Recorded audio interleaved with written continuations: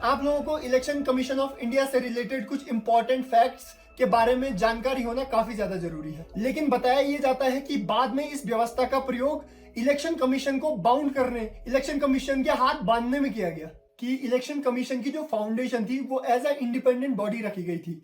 तो इसीलिए 5 जजेस की एक कॉन्स्टिट्यूशनल बेंच ने 2 मार्च 2023 को एक जजमेंट दिया। और दोपहर 3 बजे चुनाव आयोग की प्रेस कॉन्फ्रेंस होगी। चुनाव आयोग ने सभी राज्य सरकारों को सख्त आदेश दिया है। 10 मार्च के बाद कभी भी चुनाव आयोग लोकसभा चुनावों की तारीखों का ऐलान कर सकता है। लोकसभा चुनाव 6 से 8 चरणों में हो सकते हैं। आजकल इलेक्शन का मुद्दा न्यूज में काफी ज्यादा गर्म बना हुआ है। आप सभी लोग जानते हैं कि हमारी संसद में एंटरिम बजट पास हो चुका है और इसी के साथ साथ सारी पार्टियां 2024 के लोकसभा इलेक्शंस की तैयारी में जुट गई हैं। इस वीडियो को बनाने के पीछे उद्देश्य है कि इलेक्शन कमीशन ऑफ इंडिया से रिलेटेड कुछ इंपॉर्टेंट फैक्ट्स, कुछ इंपॉर्टेंट कॉन्सेप्ट और कुछ इंटरेस्टिंग और कंट्रोवर्शियल स्टोरीज को जानना और साथ ही साथ उन पहलुओं पर चर्चा करना जिसके कारण ये टॉपिक लगभग हमेशा न्यूज में बना हुआ रहता है, हीट टॉपिक में बना हुआ रहता है। तो नमस्कार दोस्तों, मेरा नाम है अंशु त्रिपाठी और आप सभी लोगों का हमारे इस चैनल की एक और इंटरेस्टिंग वीडियो में हार्दिक स्वागत करता हूं, इस उम्मीद के साथ कि आप सभी लोग बहुत बढ़िया होंगे। जैसा कि आप लोग जानते हैं 2024 के लोकसभा इलेक्शन नजदीक आ रहे हैं। आज की डेट जब ये वीडियो रिकॉर्ड हो रही है, अभी तक इलेक्शन कमीशन ऑफ इंडिया ने इलेक्शन की कोई भी डेट डिक्लेयर नहीं की है। इस वीडियो में यूज कंसेप्ट और इंटरेस्टिंग स्टोरीज को समझने के लिए आप लोगों को इलेक्शन कमीशन ऑफ इंडिया से रिलेटेड कुछ इंपॉर्टेंट फैक्ट्स के बारे में जानकारी होना काफी ज्यादा जरूरी है। 26 जनवरी 1950 को हमारा कॉन्स्टिट्यूशन लागू हुआ और इससे ठीक एक दिन पहले 25 जनवरी 1950 को इलेक्शन कमीशन नामक एक इंडिपेंडेंट बॉडी बनाई गई जिसका कार्य पूरे देश भर में चुनावों का संचालन करना था। इलेक्शन कमीशन हमारे कॉन्स्टिट्यूशन के पार्ट 15 के आर्टिकल 324 में मेंशन है, जिसका ये अर्थ है कि पूरे कॉन्स्टिट्यूशन में एक आर्टिकल 324 है जो इलेक्शन कमीशन के बारे में कंप्लीट डिटेल्स को डिस्क्राइब करता है। क्योंकि 25 जनवरी 1950 के दिन हमारा इलेक्शन कमीशन बना था, इसीलिए 25 जनवरी को हम लोग नेशनल वोटर्स डे के रूप में मनाते हैं। इलेक्शन कमीशन के बारे में एक इंटरेस्टिंग फैक्ट है जो जानने लायक है कि इलेक्शन कमीशन ऑफ इंडिया का jurisdiction ministry of law and justice के अंडर आता है। अब अगर इलेक्शन कमीशन की कॉम्पोजिशन पर बात करें तो 25 जनवरी 1950 से 15 अक्टूबर 1989 तक इलेक्शन कमीशन में केवल एक चीफ इलेक्शन कमिश्नर होता था, लेकिन 15 अक्टूबर 1989 से इस व्यवस्था को 1+2 व्यवस्था बना दिया गया, अर्थात एक चीफ इलेक्शन कमिश्नर और साथ साथ 2 इलेक्शन कमिश्नर। इसके पीछे का कारण बताया गया 61 कॉन्स्टिट्यूशनल अमेंडमेंट एक्ट। अब इस 61 कॉन्स्टिट्यूशनल अमेंडमेंट एक्ट से ऐसा क्या नया ऐड हुआ? इस 61 कॉन्स्टिट्यूशनल अमेंडमेंट से जो वोटिंग की एज थी उसको 21 से घटाकर 18 कर दिया। अब 18 करने से क्या हुआ? जो भी बच्चे 18 साल कंप्लीट किए वो अब मतदान में भाग ले सकते थे और जिससे मतदाताओं की संख्या बढ़ गई और केवल एक अकेले चीफ इलेक्शन कमिश्नर पर लोड ना पड़े, इसके कारण ये व्यवस्था बनाई गई। लेकिन जैसे ही ये कार्य समाप्त हुआ तो जनवरी 1990 में इस व्यवस्था को समाप्त कर दिया गया। लेकिन बताया ये जाता है कि बाद में इस व्यवस्था का प्रयोग इलेक्शन कमीशन को बाउंड करने, इलेक्शन कमीशन के हाथ बांधने में किया गया। जैसा कि मैंने आप लोगों से पहले डिस्कस किया कि इलेक्शन कमीशन की जो फाउंडेशन थी वो एज अ इंडिपेंडेंट बॉडी रखी गई थी। अब आप लोगों की जानकारी के लिए बता दूं कि हम अपने कॉन्स्टिट्यूशन के हिसाब से किसको इंडिपेंडेंट बॉडी कहते हैं। जो भी बॉडीज का रिमूवल का जो प्रोसीजर है वो ज्यादा कॉम्प्लेक्स है हमारे कॉन्स्टिट्यूशन में, हम उनको स्वतंत्र या फिर इंडिपेंडेंट बॉडी कह देते हैं। इसके कुछ एग्जांपल हैं, जैसे हाई कोर्ट के जजेस हो गए, सुप्रीम कोर्ट के जजेस हो गए, हमारे चीफ जस्टिस ऑफ इंडिया हो गए।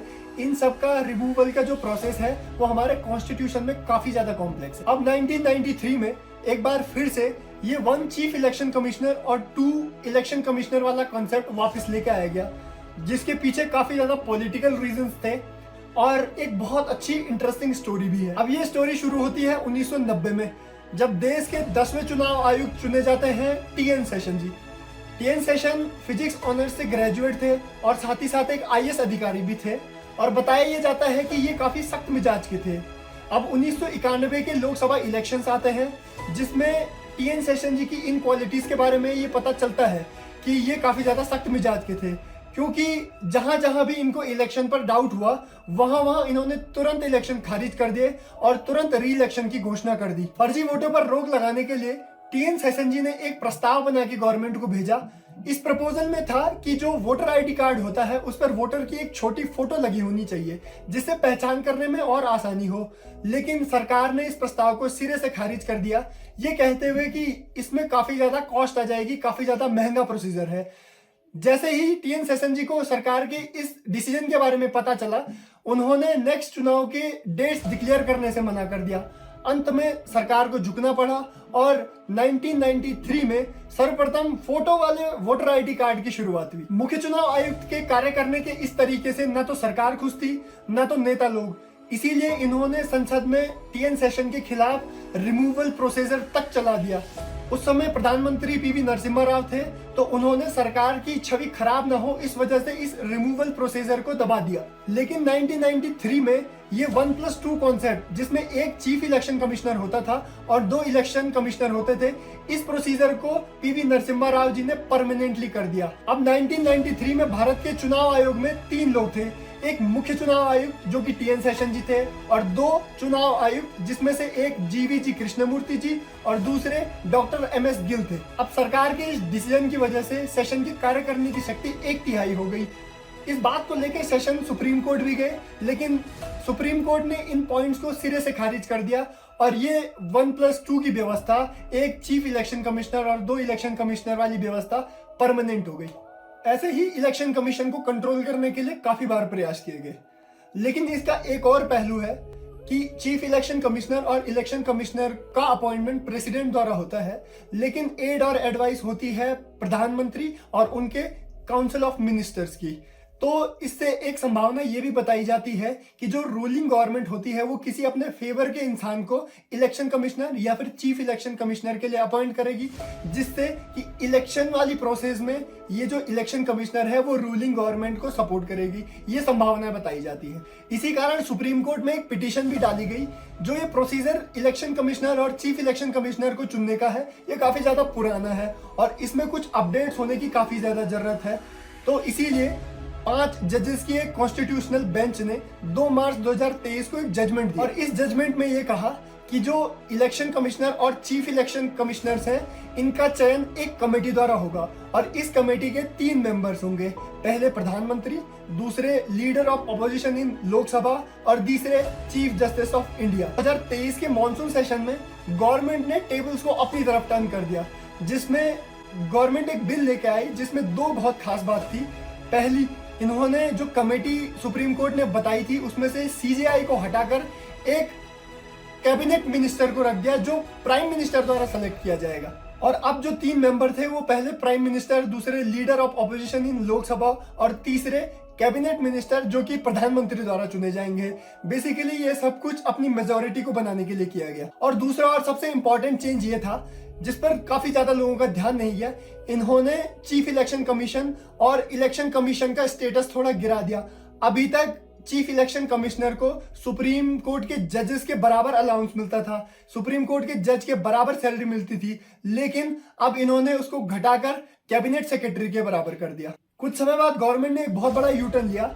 जो इलेक्शन कमिश्नर और चीफ इलेक्शन कमिश्नर का स्टेटस इन्होंने कैबिनेट सेक्रेटरी के बराबर कर दिया था, इन्होंने इस प्रपोजल को खुद ही रद्द कर दिया और जो स्टेटस था इलेक्शन कमिश्नर और चीफ इलेक्शन कमिश्नर का वो as it is supreme court के जजेस के बराबर रहा। अब आने वाले कुछ दिनों में लगभग 10 मार्च के बाद इलेक्शन कमीशन जो 2024 के लोकसभा चुनाव है उसकी डेट डिक्लेयर कर देगा। तो इन सब फैक्ट्स और इन सब कॉन्सेप्ट को एक घड़ी के लिए किनारे रखते हुए आप सभी लोगों से एक छोटी रिक्वेस्ट है कि आजकल सोसाइटी समाज में हम देख रहे हैं कि एक पर्सपेक्टिव बड़ा कॉमन हो रहा है कि मैं वोट देने क्यों जाऊं, मुझे कोई भी कैंडिडेट पसंद नहीं है, मेरे एक वोट से क्या होगा, इसमें मेरा क्या फायदा। तो आप सभी लोगों से एक रिक्वेस्ट है, ऐसा जो लोग सोचते हैं उन सभी लोगों से एक रिक्वेस्ट है कि आप सभी लोग वोट देने जरूर जाएं। क्योंकि आप सभी लोग किसी छोटे पर्सनल इंटरेस्ट के लिए सब सोच रहे हैं या फिर अपने पर्सनल छोटे से कंफर्ट के लिए सब कुछ सोच रहे हैं। अगर आप इस पर्सनल इंटरेस्ट को छोड़कर कंट्री के पर्सपेक्टिव से ब्रॉडर एस्पेक्ट में सोचे तो आपको आपका आंसर मिल जाएगा। हम जनरली कहीं पर भी समाज में अपने अधिकारों के बारे में काफी चर्चा करते हैं और ये तो सबसे बड़ा अधिकार है जो हमारे संविधान ने हमें प्रदान किया है। तो आप सभी लोगों से छोटी सी रिक्वेस्ट है कि आप अपने अधिकार का बहुत अच्छे से प्रयोग करें, वोट देने जरूर जाएं, मतदान करने जरूर जाएं, तो उम्मीद करता हूँ आपको ये वीडियो बहुत अच्छी लगी होगी। अगर आपको ये वीडियो के कंसेप्ट या आइडिया अच्छा लगता है तो प्लीज इस वीडियो को लाइक शेयर कीजिए और हमारे चैनल को सब्सक्राइब कीजिए।